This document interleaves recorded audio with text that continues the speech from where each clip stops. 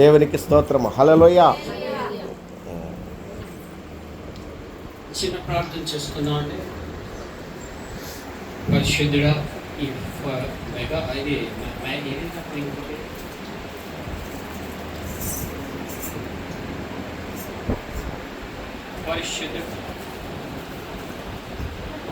పరిశుద్ధుడా, పరమ తండ్రి వందన. ఇంతవరకు మా తండ్రి కొన్ని వాక్కులను మా తండ్రి నీవు బైబిల్ నుండి విన్నాం మా తండ్రి. మళ్ళా రెండవ ఇది ప్రారంభించబోతున్నాం నా తండ్రి. కృపతో మీరు జ్ఞాపకం చేసుకోండి, మాకు తోడుగా ఉండండి. బిడ్డలకు కావాల్సిన ఆత్మీయ ఆహారాన్ని అందించండి. యేసు పరిశుద్ధ నామమున వేడుకుంటున్నాం తండ్రి. మొదట ఏం చెప్పుకున్నాం తల్లి? ద్రాక్ష పళ్ళు పండిపోయి కోడవలి సిద్ధపరిచాడు. తీసుకువెళ్ళి ద్రాక్ష తొట్లో వేసి తొక్కేమన్నాడు. ఆ తనకు రసం ఏంటవుతుంది? రక్తం వలె ఊరి చివరి దాకా పారుతున్నాం. అలాగే నేను జపనీయాలో ఏం చెప్పుకున్నాం? ఉగ్రత రాబోతుంది. మీరు దాచబడాలంటే ఎవరికి కావాలంటే యేసేనే. ఆయన సృష్టించిన ప్రతి ఒక్కటి కూడా నాశనం చేసేస్తారు. అంతేకాదండి, షద్రక్ మేషక్ అబేద్నెగోలను కూడాను దేవుడు అగ్నిగుండంలో తన దూతను పంపి రక్షించాడండి. అన్యుల ఎదుట సాక్ష్యంగా నిలబెట్టాడు. అంతేకాదండి, అబ్రహాము ఎదురు చూడగా దేవుడు ఏం చేశాడు? సంతానాన్ని ఇచ్చాడు. మనందరికీ కూడా సంతానాన్ని ఇచ్చాడు దేవుడు. మీ అందరికీ భర్తలు ఉన్నారు, బిడ్డలు ఉన్నారు. వారెక్కడా? ఒక్కసారి ఆదికాండం 3వ అధ్యాయం తీయండి ఒకసారి.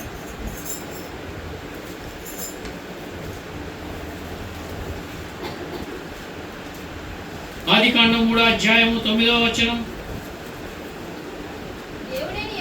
దేవుడైన యెహోవా ఆదాముని పిలిచి నీవు ఎక్కడ ఉన్నావనెను. అందుకతడు నేను తోటలో నీ స్వరము విన్నప్పుడు దిగంబరిగా నుంటిని కనుక భయపడి దాగుకొంటిని. దేవునికి స్తోత్రం. హల్లెలూయా. మీరందరూ కూడా ఒంటరిగా ఈ దేవుని సన్నిధిలో కనబడుతున్నారు. మీ బిడ్డలు కనబడటం లేదు. ఇచ్చిన దేవుడు అడుగుతున్నాడు. బిడ్డల్ని ఇచ్చిన దేవుడు అడుగుతున్నాడు. అదమా ఏంటి అడుగుతున్నాడండి? అదమా ఎక్కడున్నావు? దేవుని తాలూకు బిడ్డ గురించి అడుగుతున్నాడు. దేవుడు తను చేసుకున్న బిడ్డని తన తోటలో ఉంచి ఇదంతా నీదే అనుభవించు అని చెప్పిన దేవుడు అదమును అడుగుతున్నాడు. అదమా ఎక్కడున్నావు? నీ మాట విని నేను నీ స్వరము విన్నప్పుడు దిగంబరినై ఉండి కనుక భయపడి దాక్కుకొంటి నేను చెప్పిన దేవునికి స్తోత్రం. హల్లెలూయా. ప్రతి వారి బిడ్డల గురించి కూడా దేవుడు ఒకరోజు అడుగుతాడు. ప్రతి వంతలకు భర్తల గురించి కూడా ఒకరోజు అడగబోతున్నాడు. ఎక్కడ అని చెప్పి మందిగొట్లో ఉన్నారండి. ఒక యేసన్న గారు ఒక రోజు ఏం చేశారంటే, ఆదివారం రోజున తన చర్చిలో వాక్యం చెప్తున్నారమ్మా. వాక్యం చెప్తుంటే ఒక ఆమె పరిగెత్తి వచ్చింది. నువ్వు వాక్యం ఆపేయండి అని చెప్పన్నాడు యేసన్న గారికి. ఏమమ్మా అని చెప్పన్నాడు. అంటే ఆయన అంటాడు, నా కొడుకు నీ చర్చికి రాలేదు, నీకు బాధ లేదా అని చెప్పన్నది. నాకెందుకు బాధ లేదు, నీ కొడుకుని చుట్టుకొని ఇడ్చుకొని రా అని చెప్పన్నారట యేసన్న గారు. అయితే అంటాడు, రావడం లేదు, నువ్వు కేకే అని చెప్పన్నదట. అయితే ఉండు, ప్రసంగం చేసిన తర్వాత చెప్తాను ఉండని చెప్పంటే, అలా కాదు, ప్రసంగం అయిపోయిన తర్వాత చెప్పితే ఏం లాభం? నా కొడుకు ఎక్కడో ఉంటాడు, ఆడిన ప్రసంగాన్ని వినాలి. అయితే ఏం చేయమంటావు? ఇదిగో నా ఫోను, ఆడికి ఫోన్ చేయి. వెంటనే ప్రసన్న గారు ఏం చేశారు? ఆపేసేసి ఫోన్ చేస్తే ఆడంటాడు, ఎవరైడు మంచి సీన్లోని డిస్టర్బ్ చేస్తున్నాడు అని చెప్పన్నాడు. ఇక కదమ్మా, మంచి సీన్లో ఎవరైడు డిస్టర్బ్ చేస్తున్నాడు అని చెప్పి చూడు ఏంటంటున్నాడు నీ కొడుకు అని చెప్పి. ఎక్కడున్నాడో తెలుసా? సినిమా హాల్లో ఉన్నాడు. మంచి సినిమా వస్తుంది, దాంట్లో వీడికి ఇష్టమైనటువంటి ఫేవరెట్ యాక్ట్ చేస్తున్నాడు.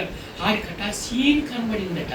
ఆ సీన్లోని ఇతను డిస్టర్బ్ చేశారట. ఎవరు డిస్టర్బ్ చేశారమ్మా? ఇక్కడ కూడా సీన్ జరుగుతుంది. ఆదాం గారు ఏం చేశారు? దేవుడు తినద్దు అన్నదాన్ని తినేశాడు.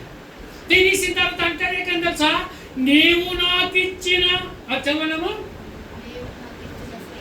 అంతకాతాము ఆ, ఆ, తెలిపిన వాడెవడు ఆ, తినకూడదని నీకు ఆజ్ఞాపించిన తింటివా అడిగాను. ఆదాము నాతో నుండుటకు నీవు నాకిచ్చిన స్త్రీయే వృక్ష ఫలములు కొన్ని నాకీయగా తింటినను. దేవునికి స్తోత్రం. హల్లెలూయా. ఎంత చక్కగా అంటున్నాడో తెలుసా? ఆదామా, నువ్వు తినకు, తిన్నాన్ని నువ్వు చనిపోతావు, వద్దు అని చెప్పాడు దేవుడు. వద్దు అన్న మాటని అతను జ్ఞాపకం పెట్టుకోలేదు. కానీ ఇక్కడ మాత్రం ఎంత చక్కగా చెప్తున్నాడు, నీవు నాకు ఇచ్చిన ఇస్త్రీ, నన్ను ఇస్త్రీ పెట్టి పావేసింది, అందుకే ఇచ్చింది తినేసాను.